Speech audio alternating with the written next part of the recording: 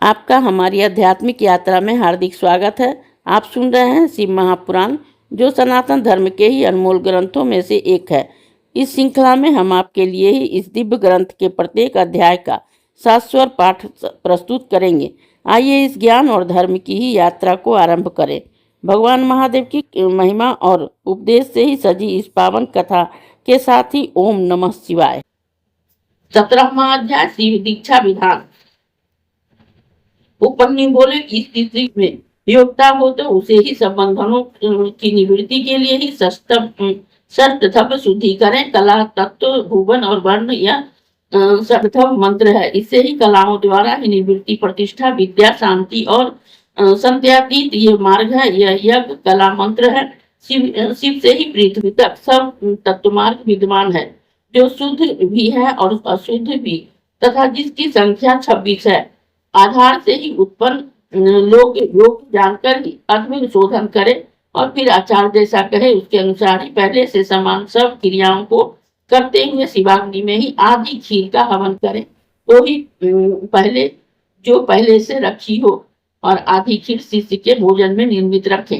फिर पहले की समान ही सब मंत्रों को तर्पण करें। ओंकार से परे ओंकार का पूर्णाहुति करें। ओम नमः शिवाय स्वाहा से ही पूर्णाहुति करें। अग्नि प्रदीपन कर 3 आहुति दे। प्रत्येक मंत्र में मन की प्रदीप्त मूर्ति का ही विचार करें।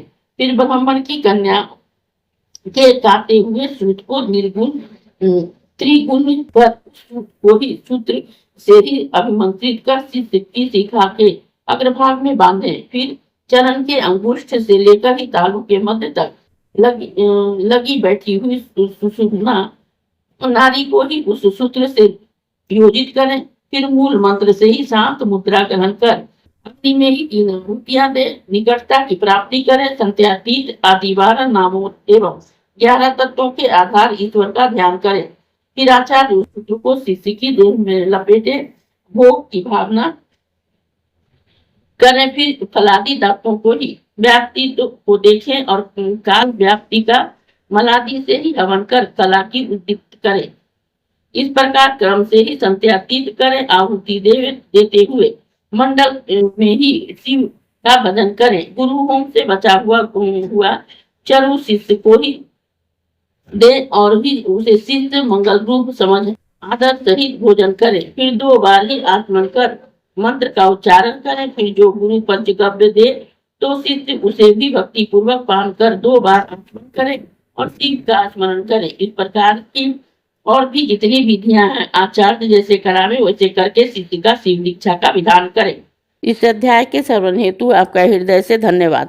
हम आशा करते हैं कि शिव महापुराण की यह दिव्य कथा आपको आध्यात्मिक शांति और गहन ज्ञान प्रदान कर रही होगी।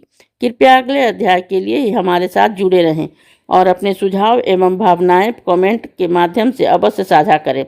धर्म, भक्ति और ज्ञान की इस पावन यात्रा में आपका साथ हमारे लिए अत्यंत मूल्यवान है।